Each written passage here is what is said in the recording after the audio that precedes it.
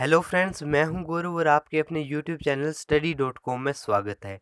आज की इस वीडियो के अंदर हमने जो है वो क्रिया को रखा है। इस वीडियो के अंदर हम क्रिया के कॉन्सेप्ट को देखेंगे। पूरी की पूरी जो क्रिया है हम उसको पढ़ेंगे कि क्रिया क्या होती है। इसी वीडियो के अंदर हमने धातु को भी देखा है कि धातु क्या होती है। और इस वीडियो के अंदर हमने पूरी की पूरी जो 6 क्रियाएँ हैं उनको रखा है। 6 की 6 क्रियाएँ हमने इसी वीडियो के अंदर बता दी हैं। वो क्रियाएँ हैं जैसे अकर्मक, सकर्मक, प्रेरणार्थ, पूर्वकालीन, नाम धातु और संयुक्त क्रियाएँ।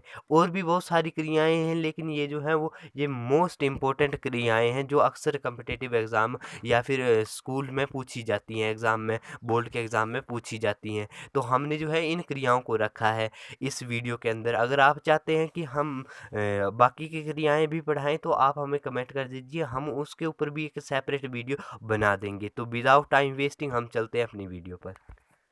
क्रिया जिसके द्वारा हमें किसी काम को करने का बोध प्राप्त होता है उसे क्रिया कहते हैं। तो देखिए कि क्रिया होती क्या है। क्रिया होता है करना, कोई सा भी काम करना क्रिया कहलाता है। वो चीज़ जिसके द्वारा हमें पता चलता है कि कोई ना कोई काम हो रहा है। जैसे एग्जांपल ले लेते हैं, राहुल बहुत तेज गाड़ी चलाता है। तो देखिए कि राहुल जो है वो बहुत तेज गाड़ी चलाता है। तो ये जो गाड़ी चलाना है इसमें ये क्रिया है, चलाना। क्योंकि इससे हमें पता चल रहा है कि राहुल कोई ना कोई तो काम कर रहा है। वो वैसे ही बेला नहीं बैठा हुआ है। एक और एग्जांपल ले लेते हैं हम, जैसे बच्चे चिल्ला रहे हैं। तो बच्चे जो हैं वो चिल्ला रहे हैं तो कोई ना कोई काम कर रहे हैं, कुछ ना कुछ तो वो कर ही रहे हैं। तो जो ये करना होता है यही क्रिया होती है। एक और जैसे कि गीता गा रही है। ये जो गीता है इसमें ये गा रही है, तो ये जो कुछ ना कुछ तो कर ही रही है, ये गा रही है। जो जो कुछ भी करना होता है वो क्रिया कहलाता है। अब हम देख लेते हैं धातु को।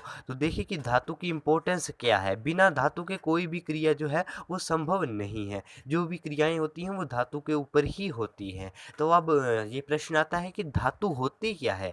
तो क्रिया के जो मूल शब्द होते हैं उसको धातु बोलते हैं। जो क्रिया के मूल शब्द होते हैं, जैसे कि जाना। जाना क्या है, एक क्रिया है, क्योंकि इससे हमें पता चल रहा है कि कुछ ना कुछ जो है वो काम हो रहा है। तो जाने के अंदर जो है वो गम धातु है। ये गम धातु से बनी है। जैसे कि पढ़ना। पढ़ना जो है वो क्रिया है, क्योंकि इससे हमें पता चल रहा है कि कोई ना कोई जो काम है वो हो रहा है।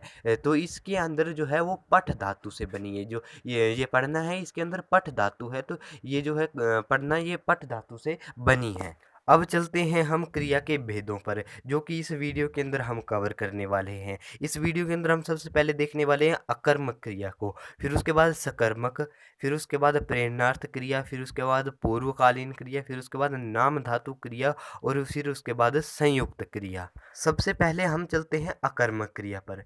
जिस वाक्य में कर्म नहीं होता और काम का प्रभाव केवल और केवल कर्ता पर ही पड़ता है तो उसे अकर्मक क्रिया कहते हैं। तो देखिए कि अकर्मक क्रिया क्या होती है। अकर्मक क्रिया क्रिया होती है कि जिस वाक्य के अंदर कर्म नहीं होता। जिस वाक्य के अंदर कर्म नहीं होता है उस वाक्य के अंदर अकर्मक क्रिया होती है। तो जैसे उदाहरण हम देख देते हैं, राहुल दौड़ता है। जो राहुल दौड़ता है इस वाक्य में प्रभाव केवल और केवल राहुल पर है, इसीलिए ये जो है ये अकर्मक क्रिया है। अब आपने यहाँ पे कंफ्यूज नहीं होना है कि दौड़ता है और राहुल बहुत तेज दौड़ता है, इसके अंदर कौन सी क्रिया होगी। चाहे राहुल तेज दौड़े या बहुत तेज दौड़े, इसके अंदर जो है प्रभाव केवल और केवल राहुल पर पड़ रहा है। तो इसी कारण से ये अकर्मक क्रिया हो रही है। तो यानी कि जिस वाक्य के अंदर कर्म ना हो वो अकर्मक क्रिया कहलाती है। अब हम चलते हैं सकर्मक क्रिया पर। ये जो सकर्मक क्रिया होती है ये कर्मक क्रिया की एकदम उल्टी होती है। अकर्मक क्रिया के अंदर जो था कि इसके अंदर केवल और केवल कर्ता होता है और काम का पूरा प्रभाव केवल और केवल कर्ता पर ही पड़ता है। लेकिन ये जो सकर्मक क्रिया है इस क्रिया के अंदर कर्म भी होता है और कर्ता भी होता है और प्रभाव भी कर्ता और कर्म दोनों पर ही पड़ता है। हम इसको उदाहरण से समझ लेते हैं, जैसे कि सुनीता सेब खाती है। तो इस वाक्य के अंदर देखिए कि जो सुनीता सेब खाती है, इस वाक्य में सुनीता के अलावा सेब पर भी प्रभाव पढ़ा है। तो अर्थात ये सकर्मक क्रिया है। हम और भी उदाहरण देख लेते हैं, जैसे कि राम कपड़े धोता है। तो इसमें देखिए कि ये जो राम है ये कपड़े धोता है, तो इसके अंदर राम के अलावा जो प्रभाव है वो कपड़े पर भी पड़ा है। और अगला एग्जांपल देख लेते हैं हम, बाप बच्चे को सिखाता है। तो इसमें देखिए कि ये इसके अंदर भी सकर्मक क्रिया ही हो रही है। नीरज ने नए कपड़े को पहना, तो इसके अंदर भी सकर्मक क्रिया ही हो रही है, क्योंकि इसके अंदर कर्ता भी है, कर्म भी है, और वाक्य जो काम है उसका प्रभाव दोनों पर पड़ रहा है, कर्ता पर भी पड़ रहा है और कर्म पर भी पड़ रहा है। अगर आपको नहीं पता कि कारक क्या होते हैं, ये कर्ता क्या होता है, कर्म क्या होता है, तो उसके ऊपर भी हम वीडियो बना देंगे। आप हमें बस कमेंट कर दीजिए, एक भी कमेंट आता है तो हम कारक के ऊपर जो है वीडियो बना देंगे। तो अब हम चलते हैं प्रेरणार्थक क्रिया पर। जब कोई स्वयं काम न करके किसी दूसरे से करवाता है या काम करने के लिए प्रेरित करता है तो उसे प्रेरणार्थक क्रिया कहते हैं। जैसे कि हम उसको उदाहरण से समझ लेते हैं, राम ने शाम को बर्तन धोने को कहा। तो इस उदाहरण में देखिए कि राम जो है वो स्वयं बर्तन ना धो के शाम को बोल रहा है कि बर्तन धो। तो अब एक और उदाहरण हम ले लेते हैं, जैसे निशा ने अपने पति से खाना बनवाया। तो देखिए कि इसके अंदर निशा जो है वो स्वयं खाना ना बना के अपने पति को बोल रही है खाना बनाने को। अर्थात जिस क्रिया से कर्ता के स्वयं काम करने का बोध नहीं होता उसे प्रेरणार्थक क्रिया कहते हैं। अब चलते हैं हम पूर्वकालीन क्रिया पर। पूर्वकालीन क्रिया का अर्थ होता है पहले घटित हो गई, पहले संपन्न हुई क्रिया। आपने ऐसे बहुत से वाक्य देखे होंगे जिनके अंदर दो दो क्रियाएं आ जाती है। जैसे कि उदाहरण के लिए हम ले लेते हैं कि राम खाना खाकर पढ़ने को गया। इसमें खाना खाना जो है वो भी क्रिया है और पढ़ना जो है वो भी क्रिया है। इसके अंदर दो दो क्रियाएं आ गई हैं और दूसरी क्रिया पहली क्रिया के बाद घटित हुई है। तो हिंदी व्याकरण में जो है इसी प्रकार से जो पहली घटित होने वाली क्रिया है उसे पूर्वकालीन क्रिया कहते हैं। इसको हम उदाहरण से समझ लेते हैं, जैसे कि राम खाना खाकर पढ़ने गया। तो देखिए कि इसके अंदर जो है वो राम ने पहले खाना खाया, उसके बाद वो पढ़ने को गया। तो जो उसने खाना खाया वो पूर्वकालीन क्रिया है, क्योंकि जो पहले हुई है ये खाना खाया उसने पहले, उसके बाद वो पढ़ने को गया। दूसरा उदाहरण हम ले लेते हैं, जैसे कि शाम खेत से लौटकर खाना खाने गया। अब जो ये शाम है वो पहले लौटा और उसके बाद खाना खाने गया। खेत से लौटा पहले, उसके बाद खाना खाने गया। तो जो खेत से लौटना जो क्रिया हो रही है ये पूर्वकालीन क्रिया है। अब चलते हैं हम नाम धातु क्रिया पर। नाम धातु क्रिया संज्ञा, सर्वनाम, विशेषण इत्यादि से बनने वाली क्रियाओं को नाम धातु क्रिया कहते हैं। जैसे कि हाथ से बन गया हथियाना, बात से बतियाना इत्यादि।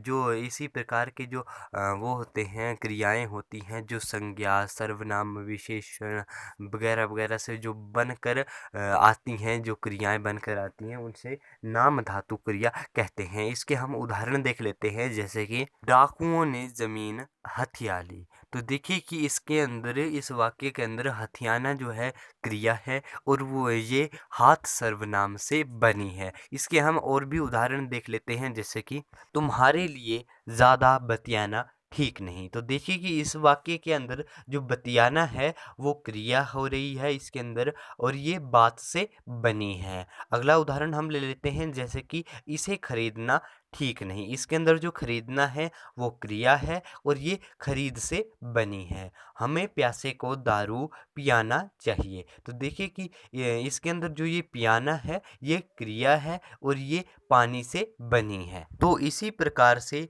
जो भी क्रिया संज्ञा, सर्वनाम, विशेषण इत्यादि से बने उस क्रिया को नाम धातु क्रिया कहते हैं।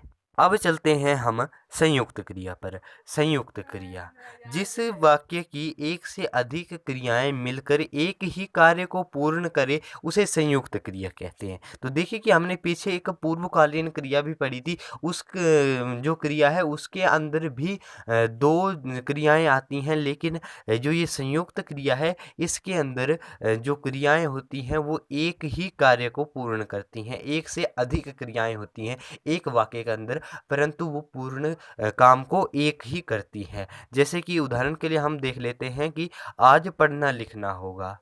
हम पढ़ाई कर चुके हैं। और भी हम उदाहरण देख लेते हैं, जैसे कि श्याम के दोस्त ने कहा, अब इसे पीट डालो। राम बीच में ही बोल उठा। आप ये ध्यान रखिए कि संयुक्त क्रिया में जो पहली क्रिया होती है वो मुख्य क्रिया होती है, और जो दूसरी क्रिया होती है वो रंजक क्रिया होती है।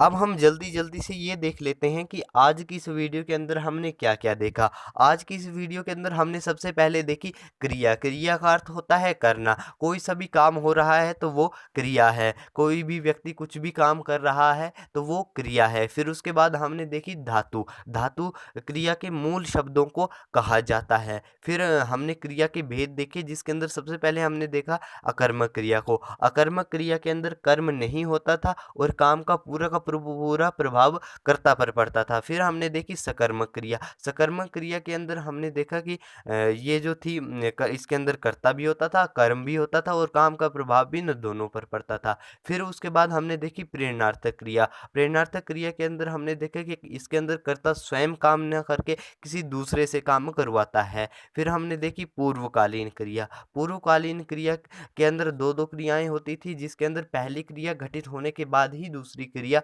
घटित होती थी। फिर उसके बाद हमने देखी नाम धातु क्रिया। नाम धातु क्रिया संज्ञा, सर्वनाम, विशेषण इत्यादि से बनी हुई होती थी। फिर हमने देखी संयुक्त क्रिया। संयुक्त क्रिया के अंदर हमने देखा कि बहुत सारी क्रियाएं मिलकर एक ही कार्य को पूर्ण करती हैं। एक और वाक्य देख लीजिए। आपने इस वीडियो को लाइक करके चैनल को सब्सक्राइब कर लिया, तो इस वाक्य को देख के आपको ये बताना है कि इस वाक्य के अंदर कौन सी क्रिया है। तो इस क्रिया का जवाब आपको मुझे नीचे कमेंट बॉक्स में देना है। मिलते हैं अगली वीडियो में, तब तक के लिए आप कोई क्रिया करो।